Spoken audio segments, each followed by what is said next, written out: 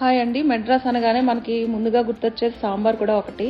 అలాగే మనం మెడ్రాస్ సాంబార్ కూడా ఎలా చేయాలో చూద్దాం. ముందుగా ఒక గిన్నె తీసుకుని స్టవ్ వెలిగించుకుని ఒక 50 గ్రాములు ఎండుమిర్చి వేసుకుని బాగా ఫ్రై చేసుకోవాలండి.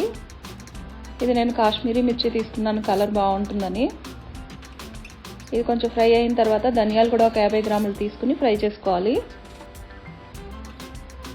అలాగే ఒక 5 గ్రాములు జీలకర్ర, 5 గ్రాములు అంటే 1 టీ స్పూన్ అండి.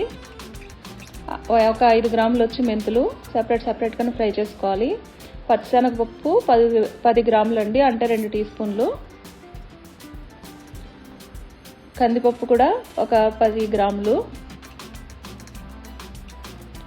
ఇలా సపరేట్గా ఫ్రై చేసుకోవాలి. మినపప్పు 10 గ్రాములు. ఇది కూడా ఫ్రై అయిన తర్వాత బియ్యం కూడా ఒక 10 గ్రాములు తీసుకోవాలి.